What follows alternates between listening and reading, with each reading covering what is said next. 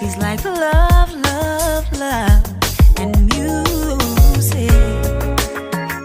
La la la, love, love, love, love, love, and music. Love, love. Hello, everyone. Thank you for tuning in. I am Jay Lee. This is Jay Lee's Corner. This is my review for Iyanla, Fix My Life with Monifah, Fame Over Family. If you have not done so already, please take a moment to subscribe to my channel and become a whole Jaybirds. Hey, Jaybirds. Don't forget to like this video, comment in the comment section. Share the video and also to hit the notification bell to let you know when I have new videos up on my channel. This episode for me was lackluster, and I don't think it's Iyanla's fault. I think the Monifah and her daughter were not, like, the daughter seemed so closed off. It was kind of weird or whatever. So I don't know. So Monifah, as y'all know, is a singer. I loved her album Moods from back in the day. It was really, really cool. So Monifah is 45, and you know what I'm saying, she brings up how Iyanla first told her in the beginning, like, you know what I'm saying, she said, I'm usually reluctant. She's like, I'm getting reluctant to do episodes with people in the industry because, you know, most of the time you guys may not be open to the process and you're more trying to, you know, keep up your image. And Monifah's like, you know what I'm saying, no, I'm 100% open to the process. But I'm like, were you really? So Monifah brings up how, you know, she's there to basically stand in her truth and, you know, kind of fix the situation with her and her daughter. So, you know, Iyanla asked her, like, well, are you her mother or are you the woman who gave birth to her? Because it's two different things. And she said, well, I believe I'm her mother. But I do feel like I missed out on a lot. So she had her when she was like 19 years old. She brings up how she had her life, how her dad died when she was 9 of a heroin overdose.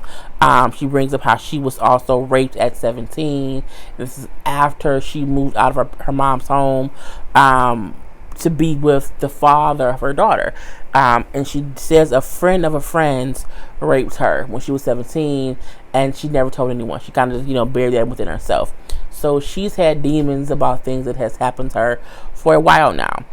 She brings up how she got pregnant at 19, and she said, I got pregnant at 19, and you said, she's like, I first thought about having an abortion. She says, when I went to, like, take a test or whatever, like, I knocked the urine over. She says, so for her, that was her sign that she was not supposed to have an abortion. She was supposed to have this baby. But she then says, the whole time I was pregnant, I never felt maternal. I never felt these maternal instincts that I should have had while I was pregnant. And Iyanla brought up a great thing. She said, you know, it's because you didn't want her, and not the her who she's not, the her who she is now. You didn't want to have a child then, and you had it anyway. So the reason you did not feel any connection was because you didn't want to. You did not want a child. And my hair looks crazy, but it's 5:24 in the morning. So, you know, don't be like, girl, it looks messy. It's 5:30 in the damn morning. So Iyanla saying that was crazy because it was true. I think some people don't get how they have kids and they wonder why they're so horrible to their children. Did you want that child? And if you did not want that child, is the way that you treat them once they're born, due to the fact that before they were born, you didn't want them. So you still, like, don't want them now. So you don't care how you treat them if they're here. Okay, crazy. You know, she brings up how, you know, when the girl was growing up, how she was in and out of her life. Brings up how she was drinking at 17. She eventually just started doing cocaine. She said, so even if I was there, I may have been high, I may have been drunk or whatever, or just not there at all. So in one way or the other, she was not a full-time, you know, hands-on parent. You know, she brings up how now that her daughter's older, because her daughter is 26, how they kind of just tolerate each other. They are around each other, but it's not like a real relationship. And then I love how Alan said, like, you may need to let go of that mother-daughter thing. I'm saying, and maybe just have a relationship with her as just two women, because again, your daughter's 26, and if you've missed out on all those key moments when she was growing up, you can't get those back. So you can't be here trying to recapture the youth of your daughter to, it's not gonna work that way. It's just not gonna work that way. So you may have to realize that and be okay with having to just have a relationship with her as two women. Okay, cool. So we do see her talk to the daughter, Akimi. Akimi's 26 years old. She has 3 kids of her own at this point in time, and she admits how her mom, do need some help. She says I feel like a little girl with her, and like I always still have my wall up, and she's like, I just never got that whole that warmth and nurture feel from her as a mother. She brings up how my mom was gone when I was younger, mainly because that's the time when Monique was popping. She was singing, so she was out making money or whatever. But it's a thing of, the show was called Fame Over Family. I don't think Monifah picked fame over family. I just think Monifah didn't want to have a kid. So even if she was not singing, even if she was not drugging, she would have still found some kind of way to not be there for that girl. Because even when she was no longer singing and no longer drugging, they still are just now trying to rebuild things within that relationship. So, she brings up how her mom, she said when I moved, Iyanla asked her, like, when did you realize that your mom was gone, for a lot of time? She said, well, mainly when I moved in with her when I was 10 years old. And so to know that you as a mother never had your child live with you until they were 10. So she's like, that's when I realized, oh, she was really gone a lot, because I didn't know her and I had to then live with her. And then she's like, I didn't know who she was, and I feel like she was not trying to be a mother to me. That's what she said, like, she would make me feel stupid. She would ask me if I'm retarded, and I'm looking like, well, that's kind of crazy. That's not nice, okay? And then she's like, I just feel that she didn't want me. I could feel that I was not wanted by her, and I didn't feel wanted. So that was a whole another portion of it.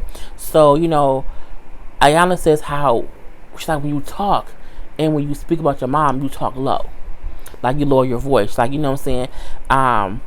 It's like you don't feel anything, and that's what I got from her too. Like, I felt like Iyanla was leading the conversation, and if Iyanla asked her a question, she said, yeah, I felt that, yeah.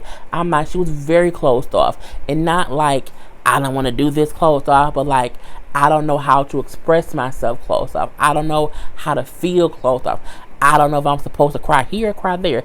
I don't know what I'm supposed to do. Like, when am I supposed to do? It was like a whole robot thing. So she didn't ask, like, she's like, well, who taught you about, like, sex?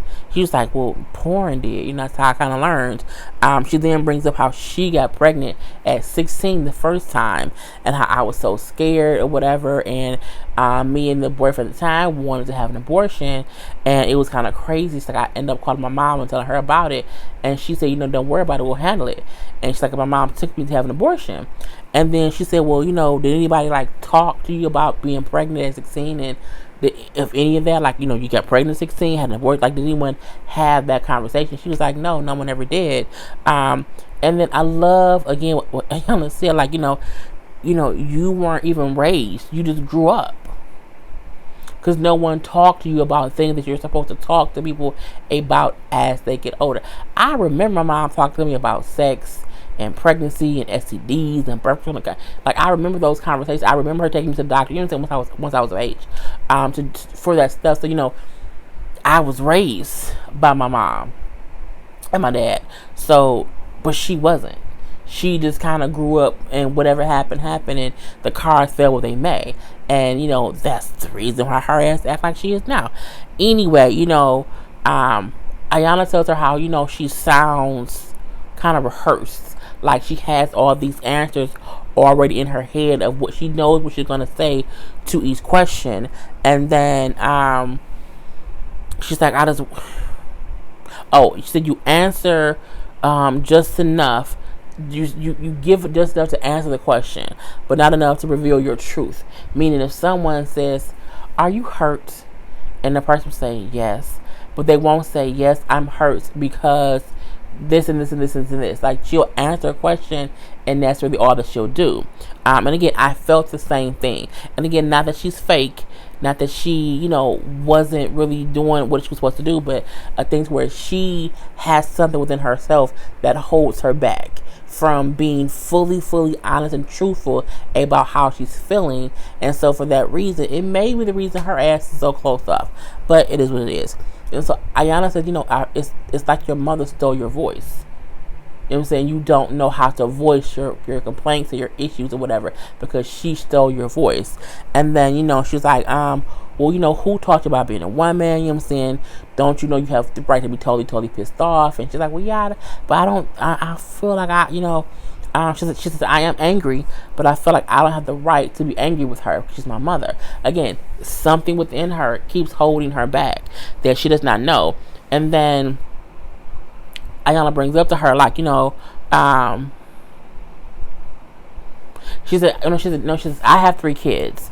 So for me, I can't get how she wasn't there because I can't imagine not being there for my kids.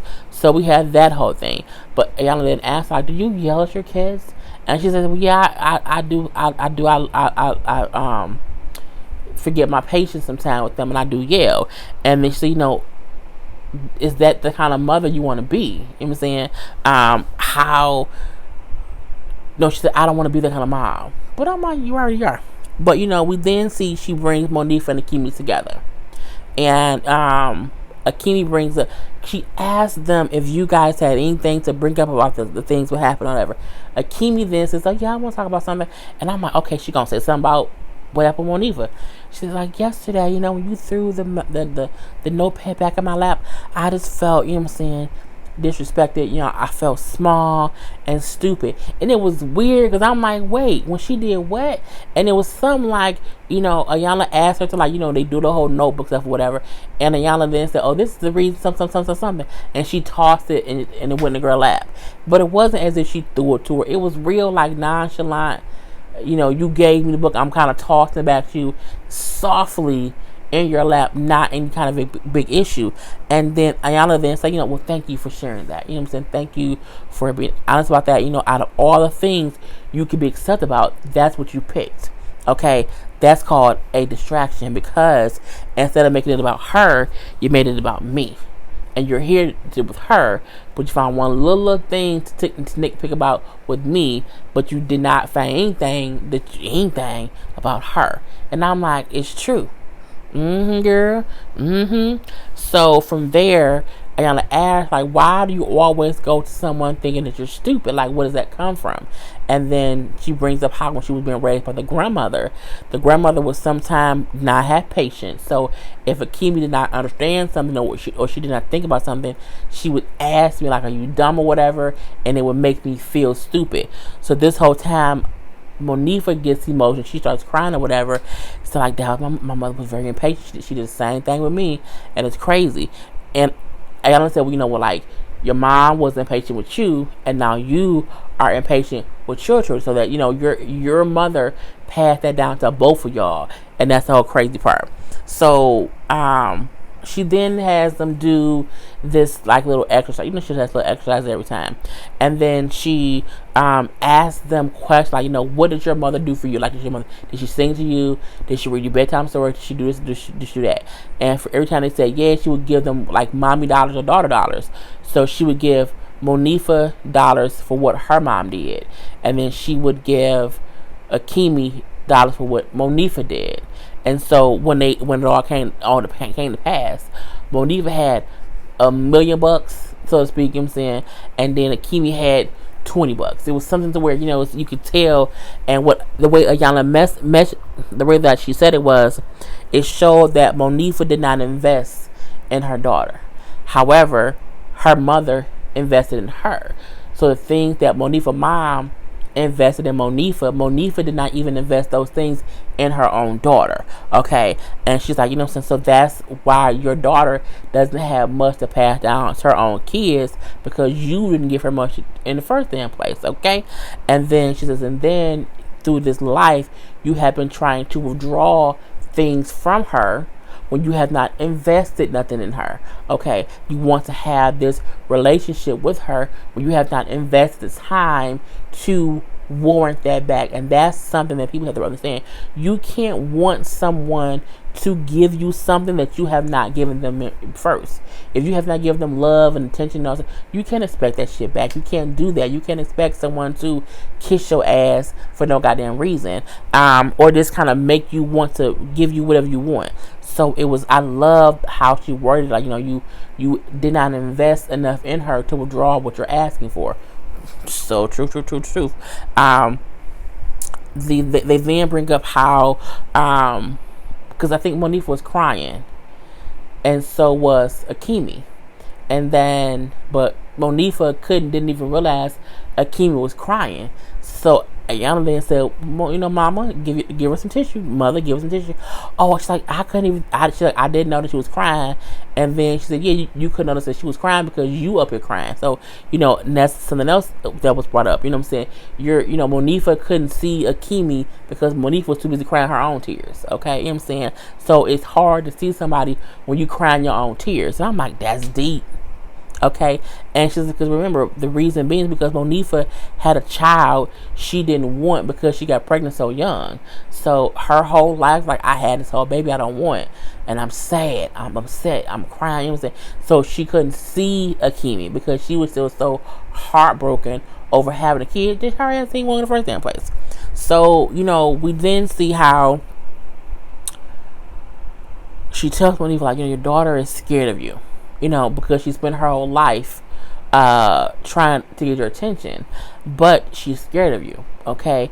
And Monifah admits how I can see that, because back then I was a person to be scared of. So I completely get that. So when both Monifah and Akemi are both crying, Iyanla kind of separates them, and she tells Monifah, like, what I'm saying, you can't do that. You can't cry in front of her because one of her fears is hurting you. So you have to suck that shit up and just live in it and cry later. And she's told other people that before, like, you can't be crying in front of your kids because if they feel like them being honest with you will hurt you, they won't say shit. Okay, so it's like, your daughter is hurt. Your daughter is fearing things. You know what I'm saying? You can't hurt right now. Okay, you can't. Your fear is, you can't do that right now. And I'm like, it is what it is. So she then has the daughter separate, gives her all these cards with these words on it, and then said, take these cards and these words, and I want you to kind of spell out how you feel. And it was stuff like him saying, I can't believe you left me, and you're horrible this, you're horrible that. How could you leave me, you selfish bitch? Drugs were more important to you than me. So these little just phrases or whatever of the things that she should have been wanting to say to Monifah, but she had not. So Iyanla has her, place stuff in order, and then has her say it. But she's like, I need you to really say it. Like, don't just read what it say. Don't just say, like, how could you leave me, you selfish bitch? Drugs more. No, you have to say, like, how could you leave me, you selfish bitch? You had to put that emphasis on what you're saying to her. And she kind of wasn't doing that because, she's a whole little thing. And she said, you have to stop speaking from your head and speak from that place of where you're don't speak from that place that's rehearsed in your head. Like, come from your heart. Like, how do you feel? Like, how do you feel in this? And then she said, you have she said the same hurt that kept Monifah absent as a mother in Akemi's life is the same thing that Akemi is harboring within herself and keeping her from being a better mother. I said, bitch, now that's deep. Okay, and it's true. It's true because Akemi's still wondering, like, why her mama acted like that. Like, so for her, it's still a block up some kind of way. And, it's blocking her from being a better mother to her children. So when we see when Monifah comes in and Iyanla has the daughter like read the statements or whatever, and she's kind of crying out a little bit, and this, she just said like, "How could you leave me feeling lonely even when you were around? It wasn't even thing that when you weren't there, I was lonely. No, when you were in my presence, you still were not there. You were still, you were still absent-minded here." She said, I felt like, she said, I didn't know why I felt like a pest to you. Like, you made me feel as if I was pestering you. I'm like, damn, really? Like, that's crazy for someone to feel that way. And she would then say, like, you would lose your patience. And it was scary because I did not know you. Meaning you were probably drunk and high, angry. And I'm like, I don't know this angry person. And I'm saying? I just felt abandoned. So at this point in time, Akimi's crying. Monique was crying a little bit. And I like how Monifah just held her and let her cry. Because at some time, that's all you can do. You can't do too much besides that. You know what I'm saying? Akimi then said, like, you did not invest in me to help me be the woman you expect me to be. You expect me to be this person that you did not even make. You want me to be something that you did not even help me to become. How is that possible? That's why we keep bumping heads. And then Monifah just honest with her and said, you know what? I wasn't ready for a child back then. You know what I'm saying? I didn't have anything to give you. And I'm like, that's strong. Because she's admitting how she felt all those years ago. And they kept saying how it's not personal. Like, Akimi, she's not saying this about you as the person, Akimi. No matter who the baby would have been, she ain't want it. And she had it anyway. And so, she said, I was not ready for a child. And then at that point in time, again, Akimi's crying. But, Iyanla and Monifah also keeps like, but she's not saying you. She's not saying since she wasn't ready for you. She wasn't ready for anything. And so, she said, I put everything that was wrong in me, everything that I hated about me, everything that was an issue with me, I put it on her as a kid. And, I can't believe I did that. And I'm like, well, that is wrong as hell, if you ask me. So, day 2, they have a clearing conversation, meaning let's be clear about what we can have going forward.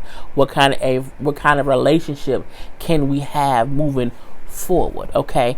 And, Akimi brings up how, she's like, because, she had her read, and, what was it? No, before that, Akimi brought up how they had been trying to have this whole little girl mommy relationship, and she's like, and I'm not a little girl anymore. Like, that's not who I am. So, you kind of have to let that go. She then read her version of her Emancipation Proclamation, which is the thing of, you being free. She brings up how, I'm reclaiming my voice. Okay, my voice is my own, and I don't want to have anything in the past, that's going to be held against me in the future. And I'm saying, we can't have this imagined mother-daughter relationship. And I think that could have been the issue, was Monifah kept trying to be a mother to a kid, and that's a grown adult. And it's two different things. So you have to realize that sometimes when you are absentee parent, coming back into that child's life as an adult, that they not looking for you to be mommy or daddy. Like, when I was 6, like, if I'm 36 and you pop up now, I'm like, I don't really need a daddy. Hey, old man. You know what I'm saying? We can both be adults and say hey and hang out, whatever, and your blood may run through my veins, but I don't need you to be the father I missed my whole life. And for her, she don't need Monifah to be her mommy. She doesn't. Even if Monifah felt like before that's what she was trying to get from her, and it wasn't gonna work out that way. So she then asked Monifah, like, what did you hear her say? And then it's like, I heard her say that, you know what I'm saying, what? Oh, no. I'm like, what did she say? So Monifah said, I heard her say that she wants me to see her as who she is, and to let go of trying to be her mother based on the years I missed as a child. I said that it was what she said, okay? And then she asked Monifah, like, have you ever apologized for either apologized or acknowledged that you were emotionally abusive to her? And then she says, no, because until now I didn't realize it. but she then says to Akemi, I am aware that I was physically abusive to you. And then Akemi feels like, wow, it's great to hear that, a little minutes or whatever. And then Iyanla has her recite this statement to Akemi. You know what I'm saying? I forgive myself for the thoughts, feelings, behaviors, and unresolved trauma that caused me to be a negligent mother. And it's true. All the things that she did made her negligent in that little girl's life. And as an adult, she probably can't see past it, if you ask me. Akemi brings up how she now knows it's okay to be angry. And it's okay to be angry to get through certain feelings to move forward. And she now knows that the way her mom treated her, it wasn't personal. Okay, she would have treated anybody. It wasn't just her. It was just whatever kid would have been there. It would have been the same thing. Monifah brings up how she realized that she never acknowledged that she didn't want a baby, and that could be the reason why the whole weirdness within them was because of that whole reason. And says like, now I want to be there for Akemi at her own pace.